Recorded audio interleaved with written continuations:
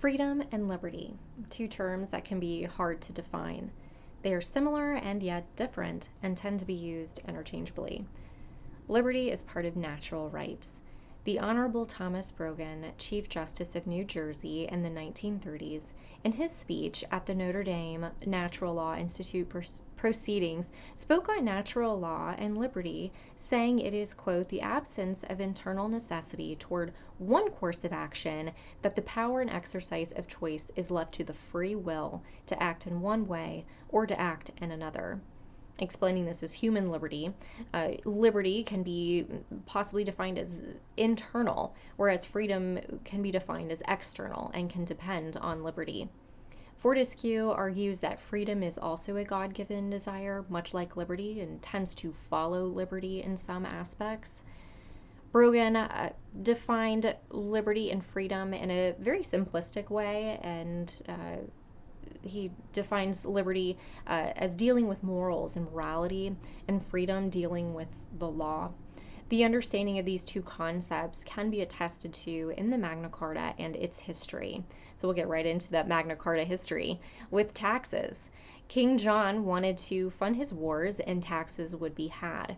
This continuous need led to anger on the part of the people, who so needed to continue to give money for the cause they were not necessarily against, but were angry due to continued tax increases in which they had no say. The barons had had enough and revoked their loyalty, and a treasonous act resulting in a civil war. Eventually, the barons got their way and coercively had King John sign the Magna Carta, which was placed in effect for only about 10 weeks before it was deemed null by Pope Innocent III.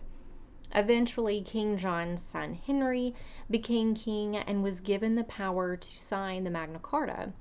While Magna Carta was altered in some ways with time, the essence of the Great Charter remained the same.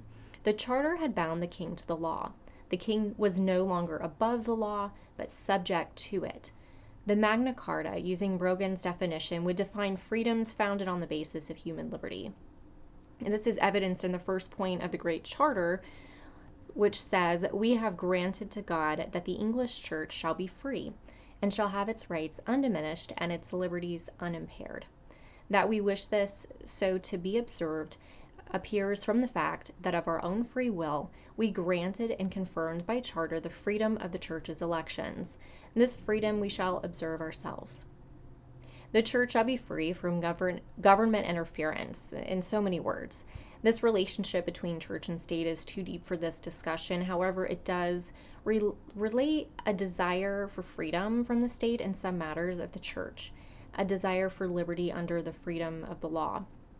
Another desire of internal liberty through outward expression of freedom would be in the point from the charter, which said we will appoint as justices, constable, sheriffs, or other officials only men that know the law of the realm and are minded to keep it well.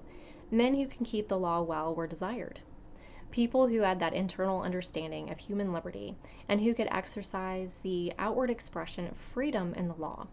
Again, going off that definition of freedom and liberty from earlier. Freedom and liberty are very much interconnected, and the separation between the two can still be hard to define. It's not quite as simplistic as the definition from today. The Magna Carta and its history is evidence of a desire of the people to be heard, to have what they believe their rights were, to be set free from a despotic ruler by making everyone subject to the law, which required an understanding of natural law, natural rights, which can be seen as human liberty. Thanks.